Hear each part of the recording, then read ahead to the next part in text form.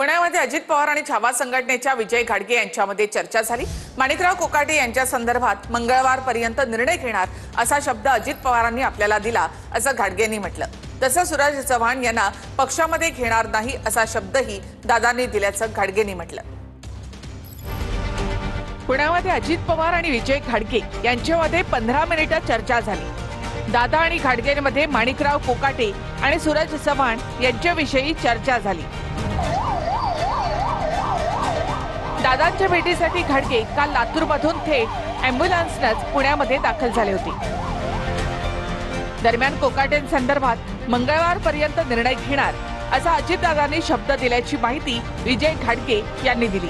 आम्हाला अजितदादांनी मंगळवारपर्यंत वेळ मागितला। त्यांनी सांगितलं की माझी आणि कोकाटेंची भेट झालेली नाही आणि मंगळवारी कोकाटेंना मी बोलावून घेणार आहे आणि कोकाटे, मी आणि देवेंद्र फडणवीस साहेब आम्ही तिघजण बसणार आहोत। मंगळवारी तुम्हाला तुमच्या अपेक्षित उत्तर मिळणार आहे असं आम्हाला दादांनी सांगितलं आणि बोलता बोलता म्हणले मी शब्दाचा पक्का आहे। मी म्हणलं दादा, तुम्ही जर मंगळवारपर्यंत निर्णय नाही घेतला तर नाईलाजानं मला महाराष्ट्रातल्या शेतकऱ्यांना सोबत घेऊन तुमच्या विरोधात आंदोलनाला उतरावं लागणार आहे। दरम्यान याच बैठकीत अजित पवार यांनी लातूरच्या एसपींना देखील फोन लावला।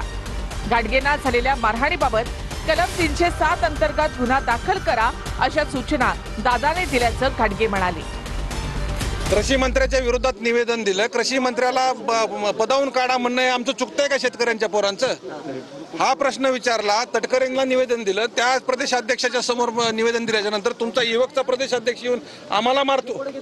त्यावेळेस दादांनी अतिशय संवेदनशील भाषेत आम्हाला सांगितलं की हे प्रकार घडलेला तो चुकीचा आहे, त्याला मी तात्काळ पक्षातून काढून टाकले आणि दुसरंही सांगितलंय की इथून पुढे त्या व्यक्तीला त्या पक्षामध्ये मी स्थान देणार